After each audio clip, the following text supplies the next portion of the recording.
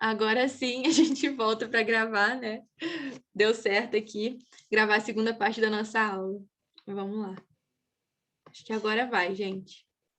Foi. Aê! Até que enfim. Bem, vamos continuar então, né, que a gente estava falando, né, sobre os pré-socráticos. A gente parou falando sobre a escola pluralista, né, que a gente falou de Demócrito, de Leucipo, dos átomos, e agora a gente vai estar falando de uma treta que vai acontecer na filosofia, que é o quê? A gente tem o mobilismo, que é da escola jônica, inclusive, e a gente tem a imobilidade, o imobilismo, que é a escola monista. Vamos falar sobre essa treta aí. Por que é treta? Porque os dois vão falar. Até agora, a gente não teve nenhum arqué que foi oposição um ao outro, certo? Agora, a gente tem dois filósofos que vão falar que os arquéis são oposições entre si. Então, enquanto na escola jônica, né, vai estar falando do mobilismo Heráclito de Efeso, ele vai estar falando que tudo flui e nada permanece. O nome da escola é a escola jônica e ele vai estar falando sobre um movimento chamado mobilismo. Mobilismo é o quê? Mobilidade, movimentação. Então, o que ele vai falar? Uma frase muito importante é: ninguém entra duas vezes no mesmo rio. Ninguém vive duas vezes a mesma experiência. Você pode querer muito, por exemplo, você pode viver, às vezes, um relacionamento. Vamos falar aqui de um relacionamento, né? Um sextou amoroso. Você pode viver um relacionamento que você gostou muito, foi tudo incrível. Você viveu momentos maravilhosos. Vai terminar esse relacionamento. Se ele termina na hora que volta, se você falar, não, vamos dar uma segunda chance, você vai viver outros momentos, você nunca vai viver os mesmos momentos do que você viveu. Aquela pessoa não é mais a mesma, você não é mais a mesma pessoa. Então, Heráclito de Efeso, ele vai dizer o quê? Ninguém entra duas vezes no mesmo rio. Você pode tentar, você pode querer muito, você pode reproduzir, tentar reproduzir a mesma coisa que você nunca vai conseguir viver duas vezes a mesma coisa. Entende? Você já não é o mesmo, você já viveu aquilo e aquilo já te trouxe algum aprendizado de alguma forma. Então ele vai dizer: na vida tudo flui, nada permanece, que é a frase que eu trouxe aqui para vocês. Então ninguém entra duas vezes no mesmo rio. E por que como assim, né, Bia? Como assim ninguém entra duas vezes no mesmo rio? Você explicou o conceito, trouxe uma expressão, mas o que significa ao pé da letra ninguém entrar duas vezes no mesmo rio? Se você vai pular em um rio, a água está passando, certo? Você pulou. Quando você volta para você pular de novo, você pode fazer o mesmo ato, que é pular no rio. Mas a água que você saltou já está lá na frente. Não é mais a mesma água. Você nunca vai pular na mesma água. Você nunca vai entrar duas vezes no mesmo rio. Entendeu? Então é isso que significa. Você nunca vai viver as mesmas coisas. Mesmo que você, teoricamente, ache que são as mesmas coisas, às vezes um relacionamento com a mesma pessoa não é mais a mesma coisa. Não é mais o relacionamento que era. O rio não é mais o mesmo rio, entendeu? Você já pulou naquele rio, não é mais o mesmo. Então ele vai dizer o quê? Ninguém vive mais de uma vez o mesmo momento ou a mesma experiência. E aí o que isso se chama na filosofia? Se chama um conceito muito importante que é devir. Entendeu? É muito importante vocês guardarem esses conceitos. Devir, ele significa o quê? Mudanças pelas quais as coisas passam. E aí ele vai dizer que tudo está num constante devir, tudo está numa constante fluidez, nada permanece, tudo flui. E é isso que ele vai dizer, isso que é o devir, entendeu? Tudo muda. E aí ele vai dizer como arqué, trazendo um elemento para o arqué em si, ele vai dizer que o arqué é fogo. E por quê? Porque o fogo representa a mobilidade. O fogo, ele flui, o fogo, ele não consegue ser, enquanto chama, separado. Então ele vai dizer, por isso que o arqué é fogo. Não porque ele acha que do fogo veio tudo, mas porque o fogo sozinho nunca permanece, sempre flui. Uma chama, ela não consegue ficar parada, ela está sempre se movimentando para permanecer acesa. Então ele vai dizer, por isso que o arqué é o fogo, porque a chama sempre flui e nada permanece, a chama não permanece. Beleza? Esse é Heráclito de Efeso. E aí a gente vai entrar agora na oposição a ele, que vai falar da imobilidade, que é a escola monista, né? Aí já é uma nova escola aí para vocês. E aí o nome do filósofo, do principal filósofo dessa escola é Parmênides de Eleia. O que ele vai dizer? Ele vai dizer que não é possível dizer nem pensar o que não é. E aí, o que significa essa frase? Ele vai dizer o seguinte: você pode mudar qualquer coisa, que nem Heráclito falou que tudo muda, não falou? E aí, Parmênides vai dizer: ok, pode ser que mude, mas você nunca vai mudar a essência de nada. Você nunca vai mudar a essência. Você pode mudar o que você quiser. Você pode mudar, às vezes, para tentar se encaixar num grupinho de amigos que não te aceita como você é, você pode tentar se encaixar nesse grupinho, você pode tentar mudar o seu corte de cabelo, pode tentar mudar suas roupas, pode tentar não ser você, mas a sua essência sempre vai ser a mesma, entendeu? Então, Parmênides, ele vai dizer isso, o ser, ele é, e o não ser, não é. Ele vai dizer basicamente que não é possível nem pensar, nem dizer e nem pensar o que não é, porque não existem coisas que não são algo. Tudo é alguma coisa, porque tudo tem uma essência, entendeu? Então ele vai dizer, as coisas não mudam, porque você falar que as coisas mudam é algo muito superficial, entendeu? O mundo realmente está em constante mudança, mas será que a essência mudou? Será que a essência realmente mudou? Isso a gente não está falando só de pessoas, a gente está falando de muitas coisas na vida, entende? Então, por isso que Parmênides ele vai dizer que o princípio para ele é imobilidade. A escola monista vai dizer isso, entendeu? E Parmênides ele vai ser o principal a falar sobre isso. Ele vai dizer que a mente humana ela só trabalha com coisas que são, com coisas que têm essência, entendeu? E essas coisas não modificam. Elas podem modificar a aparência, podem modificar qualquer coisa do tipo superficialmente, mas a essência sempre vai ser a mesma. Então, acho que uma palavra muito importante é basicamente essa: a essência não vai ser alterada. Quando a gente fala de que a imobilidade ela é realmente o arqué. E aí eu trouxe outros pré-socráticos para vocês, só para vocês saberem que não se limita só a esses. Mas eles nunca caíram no Enem, são filósofos muito pouco falados, nem no ensino médio ensinam, para vocês terem noção. Não está na grade, pelo menos não esteve no meu, não esteve dos meus amigos, eu perguntei para vários amigos, também não conheciam, e eu vi muitos materiais que nem falavam sobre eles também, é algo mais profundo mesmo, sabe? Mas só para vocês saberem da existência. A gente tem Górgias, Protágoras, a gente tem vários. E aí tem outros também. E aí eu queria trazer agora uma questão para vocês. Vamos lá? Vocês estão aí acordados? Estão comigo? Estamos aqui. Beleza, vamos lá. Uma questão do Enem. Filósofos dos diversos tempos históricos desenvolveram teses para explicar a origem do universo, a partir de uma explicação racional, certo? As teses de Anaximenes, você pensa que foi o quê? O terceiro. Por quê? O primeiro foi Tales de Mileto, Anaximandro, Anaximenes é o terceiro, lembra? Anaximenes, filósofo grego antigo, e de Basílio, filósofo medieval, tem em comum na sua fundamentação o quê? E aí você deve estar pensando, pô, Bia, mas você ainda não me ensinou sobre filosofia medieval. Eu quero que vocês vejam o quanto vocês não podem se desesperar com uma questão que vocês falam, caraca, eu não sei sobre isso, eu não aprendi sobre isso. Vocês têm que saber fazer uma questão para vocês conseguirem acertar essa questão. Vamos ler os textos, só para vocês entenderem o que cada um fala, beleza? O que eles têm em comum? Porque essa é a pergunta. O que eles têm em comum? Esse filósofo medieval e Anaximenes, que é o pré-socrático. Vamos lá. Anaximenes de Mileto disse que o ar é o elemento originário de tudo que existe, existiu e existirá, e que outras coisas provêm de sua descendência. Quando o ar ele se dilata, se transforma em fogo, ao passo que os ventos são ar condensado também, as nuvens formam-se a partir do ar por filtragem e ainda mais condensadas transformam-se em água. Então, olha a forma que ele vai dizer que ar é tudo. Ou se ar não é tudo visivelmente, você vê a ação do ar diretamente, o ar, ele vem, tudo vem do ar, né? Tudo tem uma descendência do ar.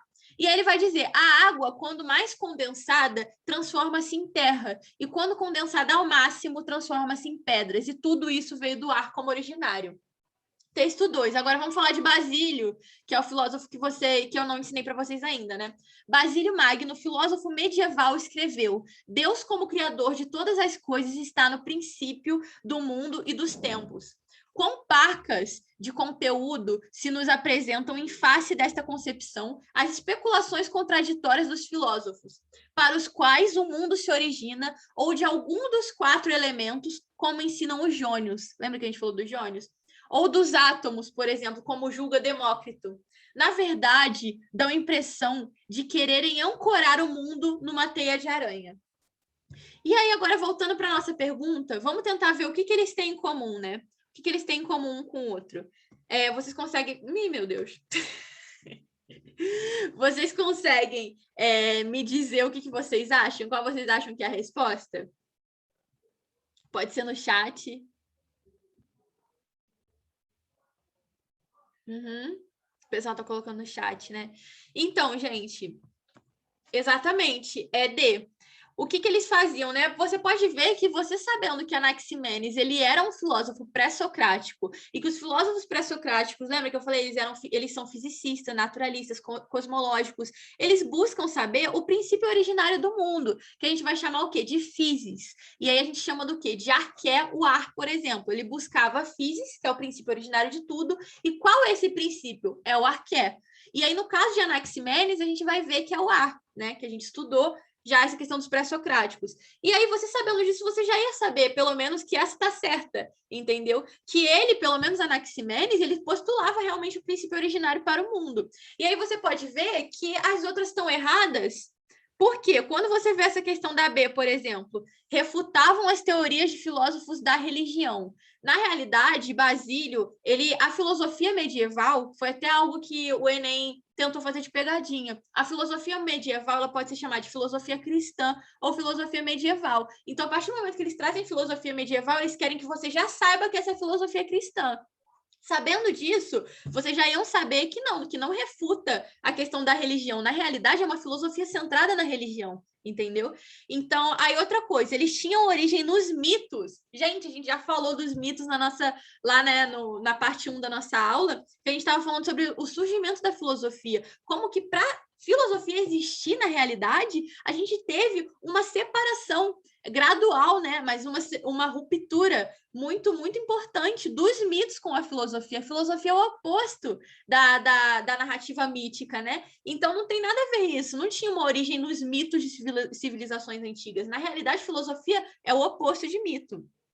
E defendiam que Deus é o princípio de todas as coisas? Não, porque aí já veio o Basílio, sim, que aí ele estava falando sobre Deus, é uma filosofia cristã, mas sabendo sobre um, você já sabe responder o outro. O que vocês poderiam ficar em dúvida era essa questão de eram baseados nas ciências da natureza, mas de qualquer forma, vocês pelo texto, vocês conseguem responder isso, entendeu? E vocês, inclusive, fizeram isso, e essa é a nossa primeira aula, e vocês já conseguiram fazer uma questão que fala sobre um outro tempo totalmente diferente da filosofia, gente, vocês já estão além, sabe? Depois de Cristo. Essa questão, quando a gente fala da filosofia medieval, entende? Ela já veio depois de Cristo.